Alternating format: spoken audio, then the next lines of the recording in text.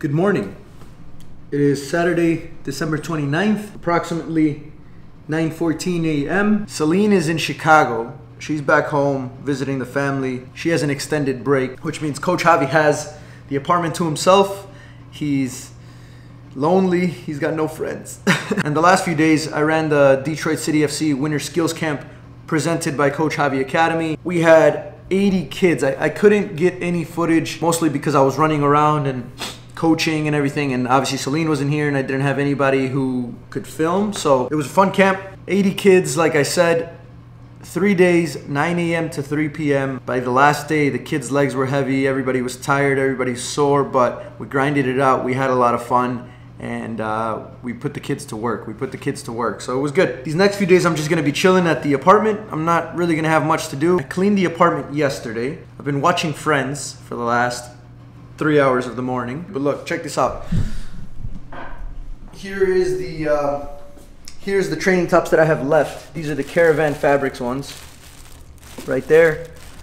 We also have this color. I haven't really shown this one very much, but we have that color as well. If you want one of those, you can go to my website, CoachJaviAcademy.com. And I also have the black and orange Coach Javi Academy ones and the white and black ones that you see my SuperLiga team wear. And yeah, you guys have seen those before.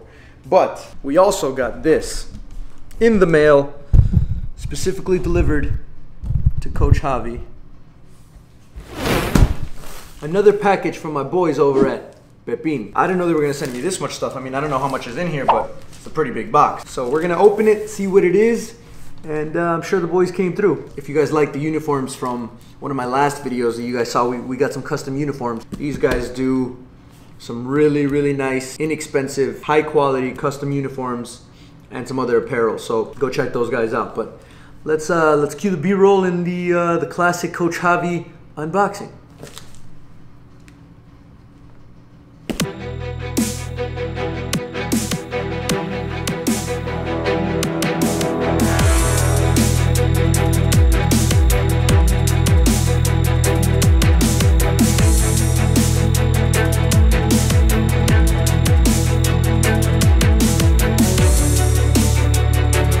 So they sent me a bunch of their merch, which is pretty cool.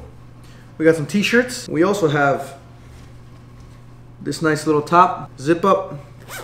We got another one. We got a gray one here with like the black. So I imagine all of this stuff is stuff from their catalog. So if you want to order anything and customize it, I would imagine that this is what they can do. They got their logo on all of these, and I like all the different colorways as well. So obviously you can have them in a bunch of different colors. And you can customize them however you want, I would imagine. I'm not sure, but I would imagine. That's the whole point of them sending me the stuff, is so I could show you guys the variety in their products. You know, the feel, the material, the quality. Pablo, Pepin, thank you for sending me all this stuff, man. I really do appreciate it. I will wear this, and I'm thinking for at least one of these, or maybe a few of these, do a giveaway on the channel. So this is what I want you guys to do. I want you guys to go follow them on their Instagram. Okay, that's their Instagram. Go like their Instagram. After you follow them on their Instagram, Coach Javi's gonna make a post wearing one of these.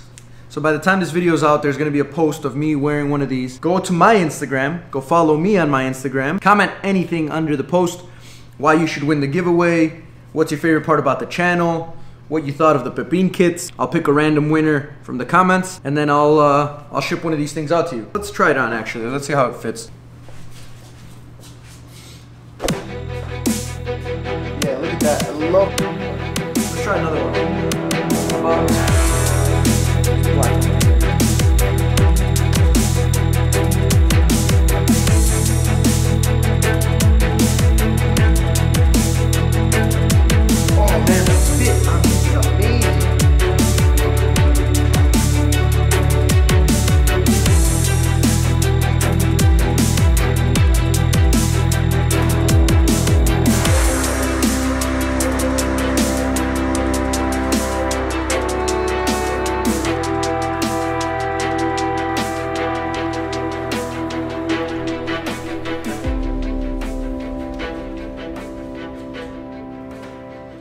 I'm gonna make sure that I put all of their contact information down below.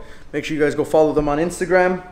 Go like some of their posts. Go tell them Coach Javi sent you. And go to my Instagram and just comment whatever you want to comment. If you want to win, you get a free Pepin shirt, hoodie, zip up. I don't know exactly what I'm going to give away, but I'm going to give away something. So that's it for this episode of Coach Javi's amazing cinematic unboxings. We got to go to the field house, get some stuff, and then move on with our day.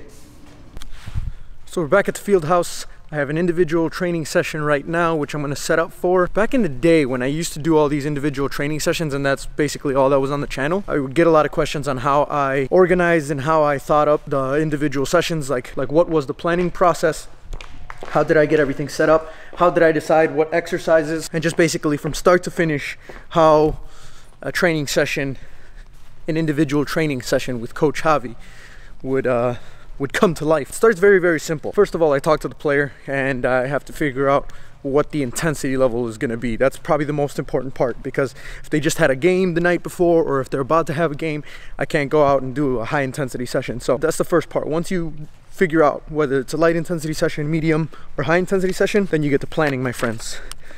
This is not rocket science, which means there's not much to it. The thing is, in a game, they touch the ball very, very little. So the focus for these individual training sessions is to get them as many touches on the ball to make up for the time that they're not touching the ball in a game or during team training. That's the idea. So a lot of the exercises that you guys see in my videos, especially now, are very similar or the exact same ones. You can vary it as much as you want. You can get creative, but at some point, the exercises are the same. It's all about getting touches on the ball. It's all a technical training session. So now I've done so many individual training sessions that even if I didn't write them down, I could come up with a few exercises just off the top of my head. But I still do like to write it down on a piece of paper so I know exactly kind of what the plan is, and I can organize my session when I come out and set up the equipment. I can set it out in a way that I don't have to be moving much equipment, because you guys have to keep into account that I also have to move the camera in between each exercise. So if I had to move the equipment and move the camera in between each exercise, it would just take up too much time. So I'm gonna run you guys through today's session so you can kind of get an idea. Alex is coming out. He's in pretty good shape, so we're gonna do probably a medium to high intensity session. He doesn't have any games planned anytime soon. The last game he played was maybe a few days ago. We're gonna start off with some basic Korver exercises. Again, little movement, lots of touches on the ball. We're gonna go into some passing variations where he just receives the ball, you know, takes it outside of the agility pole, passes it back different parts of the foot. And then we're gonna go into a little bit more movement with some passing wall variations. I'm gonna use the wall here on the open field to act like another player. And then after that, we're gonna do some speed and agility. So now we're really ramping it up. It's gonna be some speed ladder, some hurdles, lots of touches on the ball, but this one's gonna get him pretty tired. And then the last one is just a finishing exercise, 4 balls.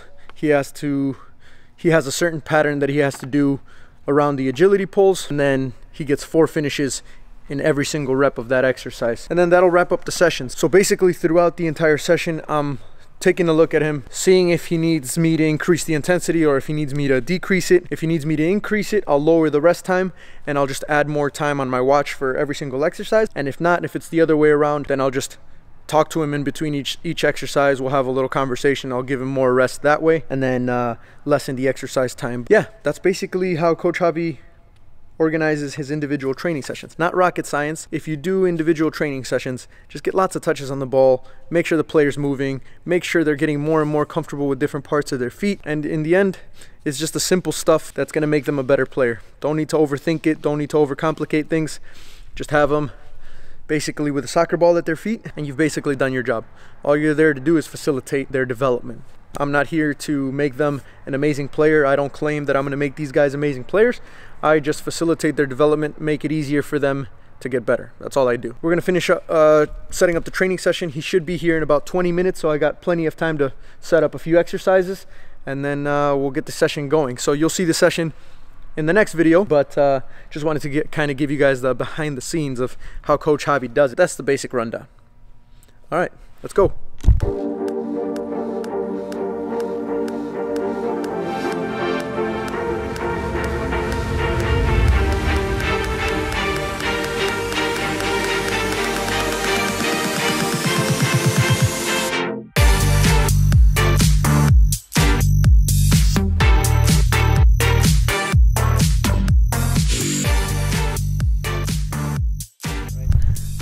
Session is over.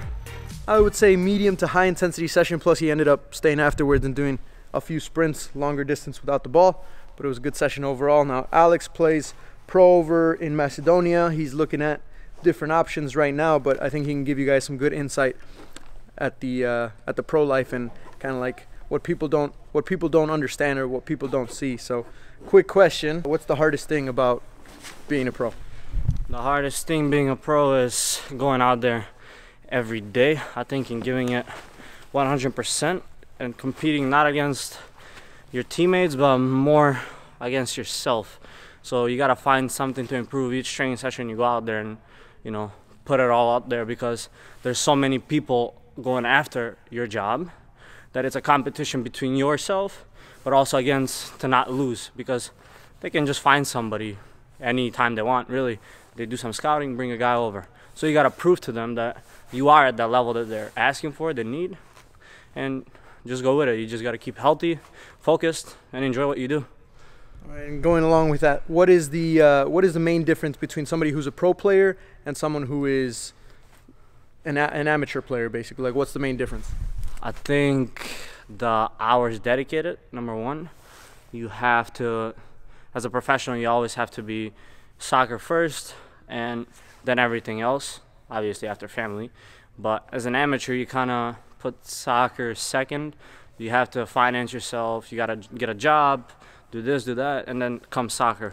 But here it's your first option, and I think just the dedication level is the main thing, and mindset.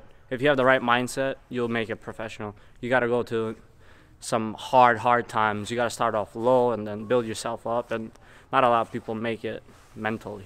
So that's the biggest thing, mental strength. All right.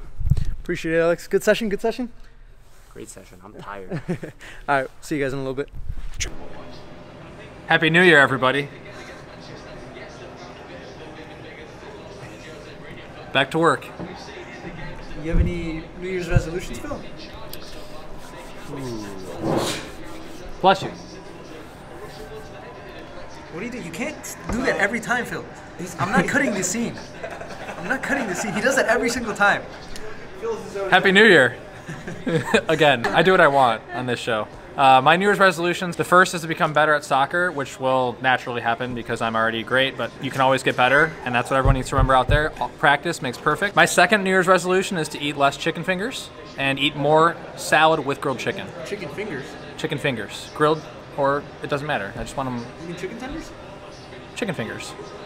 Chicken tenders. They're the same thing. Chicken nuggets, chicken tenders, chicken tenders, chicken nuggets, and chicken fingers are all the same. Oh my god, I was just having this conversation. Thank you. The other Lindsay day. agrees with me. They're all the same. No, chicken nuggets aren't the same. They're the same. Chicken nuggets are small and round. Chicken But they're all tenders. just... Hi, my name is Lindsay Pearson. I work for DCFC.